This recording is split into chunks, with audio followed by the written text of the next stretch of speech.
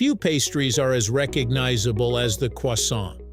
Whether it's served fresh from a neighborhood bakery, enjoyed alongside a cup of coffee, or transformed into a sandwich, the croissant stands out because of one remarkable feature: its delicate, flaky layers. Break one open and you'll find dozens of thin sheets of pastry separated by tiny pockets of air, creating a texture that is both crisp on the outside and light on the inside. But these layers aren't simply decorative. They are the result of centuries of baking knowledge, careful craftsmanship, and an ingenious technique that completely transformed ordinary dough into something extraordinary. So why do croissants have layers in the first place? Today we're uncovering the fascinating story, engineering, and food science behind one of the world's most famous pastries right here on History of Simple Things.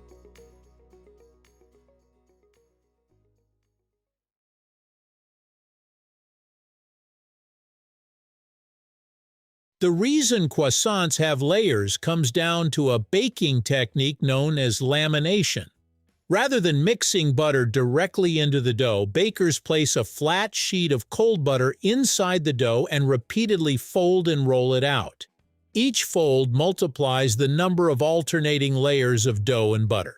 Depending on how many folds are used, a croissant may contain dozens or even hundreds of thin layers before it ever enters the oven. This method requires precision because the butter must remain cold enough to stay separate from the dough, but soft enough to spread evenly during rolling.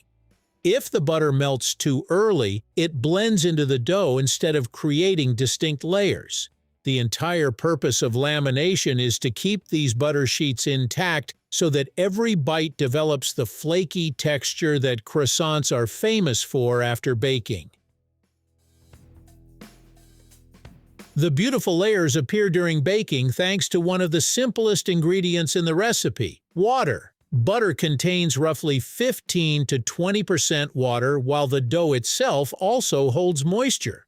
As the croissant heats inside the oven, this water rapidly turns into steam. Because the butter is trapped between thin sheets of dough, the expanding steam pushes those layers apart before the dough has completely hardened. At the same time, the gluten structure strengthens and the starch is set, preserving the expanded shape. The butter also melts, coating the layers and preventing them from sticking back together. This creates the airy spaces that give croissants their signature lightness. Without steam, the dough would simply bake into a dense bread roll. The interaction between water, butter, heat, and gluten is what transforms carefully laminated dough into a pastry filled with hundreds of delicate, crispy flakes.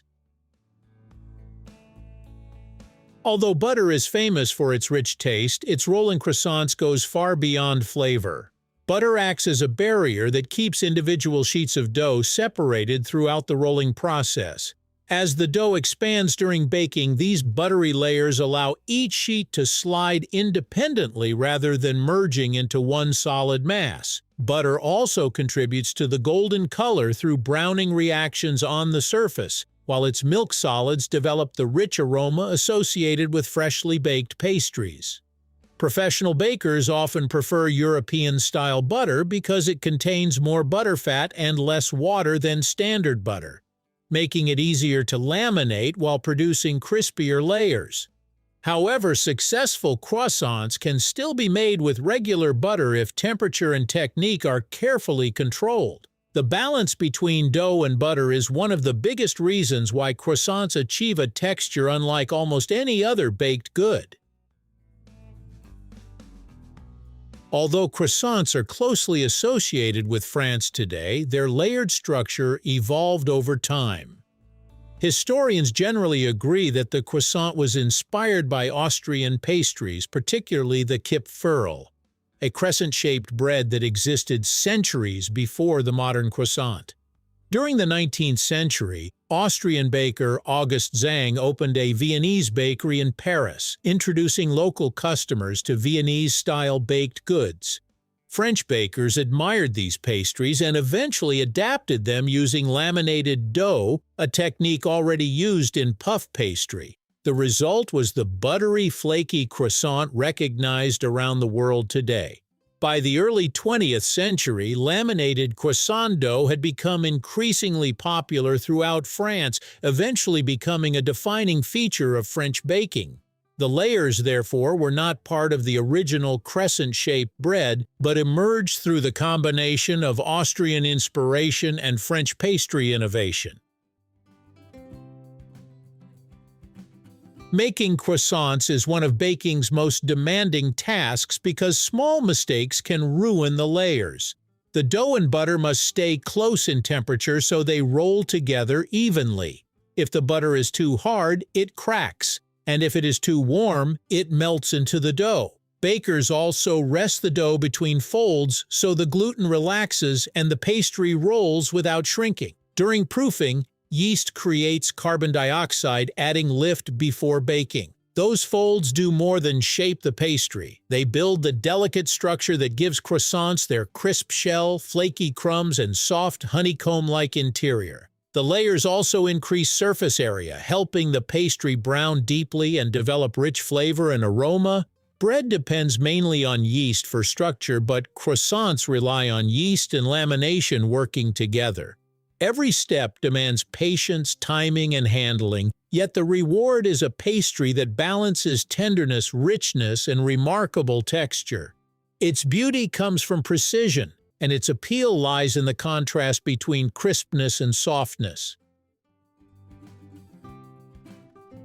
Croissant layers are more than decoration. They show science, skill, and history. Through lamination, butter is folded into dough, and in the oven, steam expands the layers as the butter melts, creating the flaky texture people love for generations. Refined over centuries and perfected by French bakers, this technique turned a simple crescent pastry into a global icon.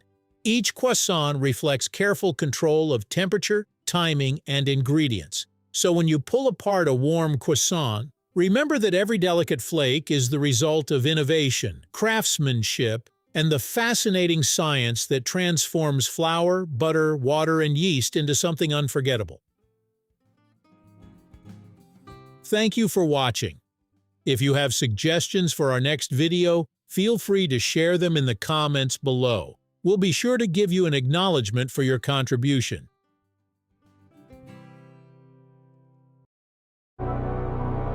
Thank you for joining us on this journey through the history of simple things. Don't forget to like, subscribe, and stay tuned for more stories woven through the smallest details.